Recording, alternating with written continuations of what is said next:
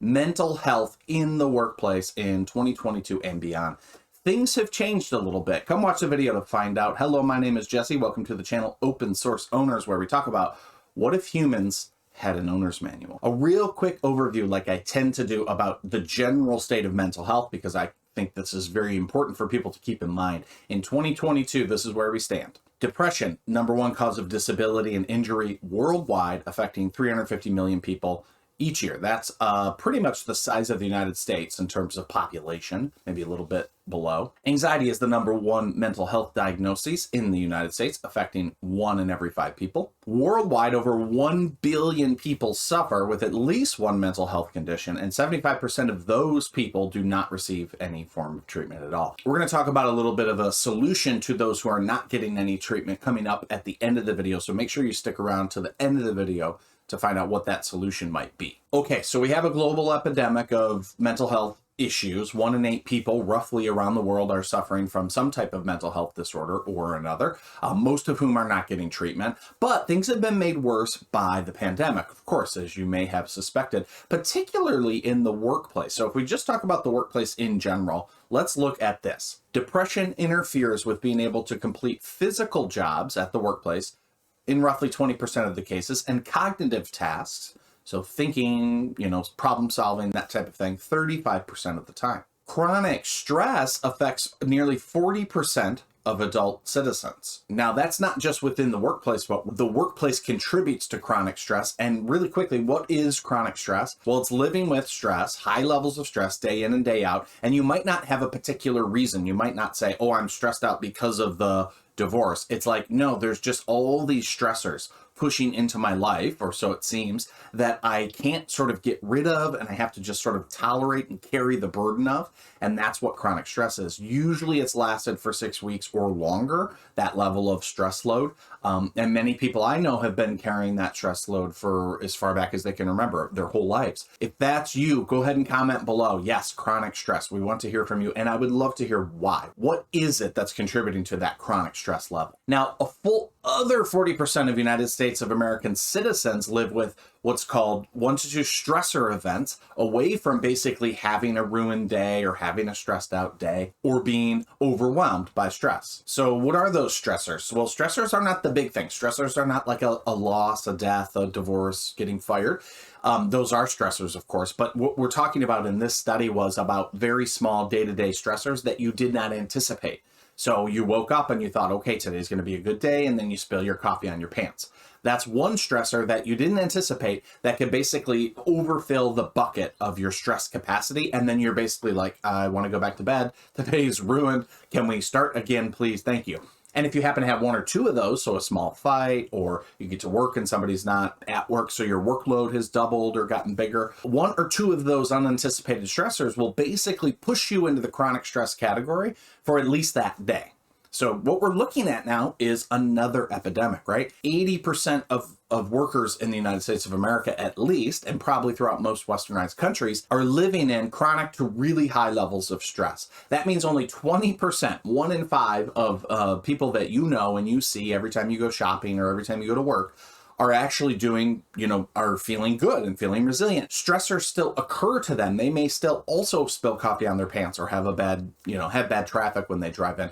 But they either manage it well, so they learn how to manage that stress through singing or listening to music or meditating or breathing, or they're just better at managing stress so innately. Maybe they grew up in a house where stress was never an issue for everybody. It was modeled to them. Who knows, right? It could be a genetic predisposition to being more resilient or more stress-free. Some people just don't take on stressors like others.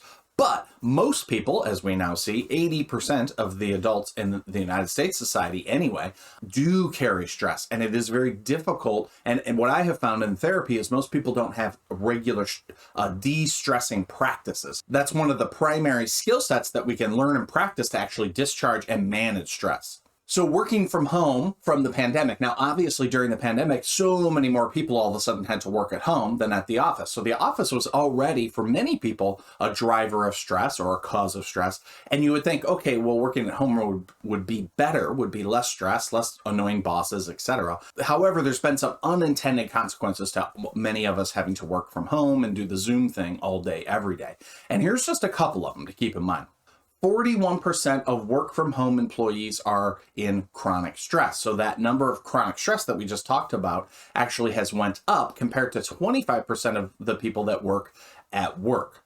So somehow or another, being at home and expected to do your work is contributing to chronic stress. Well, I'm sure many of you have ideas as to why that would be, and I do too, and we'll talk about that in a second.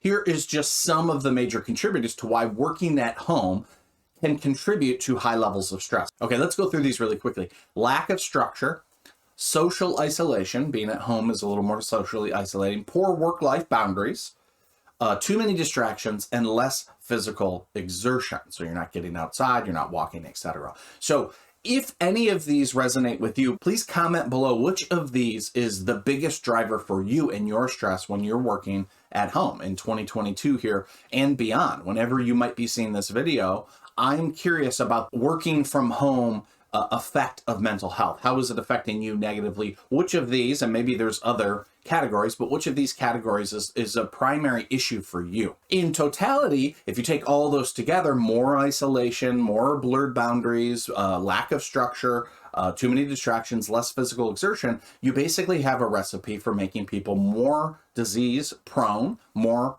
illness prone, and less mentally healthy, less mentally resilient, and less mentally and emotionally capable of staving off the signs and the sort of downward spiral of things like depression and anxiety. So what I'm trying to say is there are people who are already prone to depression or prone to anxiety or other mental health struggles. And then you add a couple more layers of stress on top of them, they're much less able to manage the pre-symptoms, the sort of signs that the depression is about to get worse, their mental health is about to get worse. And so all of a sudden you're plunging people who are already sort of teetering on the edge deeper into severe depression or severe anxiety or other severe mental health struggles. Okay, so let's look at my mentorship program really quickly. We have 4 domains: the biological, the spiritual, the social, and the psychological. Now, those are the things that we actually have to get a little bit better and a little bit more skilled at managing in our own lives to stave off that chronic stress and to reestablish a healthy boundary between work and life, especially when we're working at home. So if you're working at home, then this video is specifically for you. My question is, how are you managing? Do you have time? Do you have the structure? Do you have the mentorship to manage your biological health? So what you're eating, whether you're exercising, whether you're getting out in the sun, whether you're drinking enough water, etc. Your spiritual health, whether you're finding meaning and purpose in activities, whether you're connecting with higher sources of power than your own, whether that be nature or some form of God or source for you. How is your social health? Are you engaging with people? Are you connecting with people? Are you talking to people? Are you hanging out with people? Are you engaging in hobbies with tribes that are also engaging and interested in those same hobbies? And lastly, your psychological domain. How are you managing stress, like we've been talking about? How are you managing your sleep system? How are you managing coping skills and your own internal thoughts? And critically, how are you managing or working with skillfully, healthfully, your emotional state? So those 4 domains are precisely what my mentorship program is all about. You can read the details here. I try to make it super affordable for anybody to join in. There's weekly and monthly content, and it goes for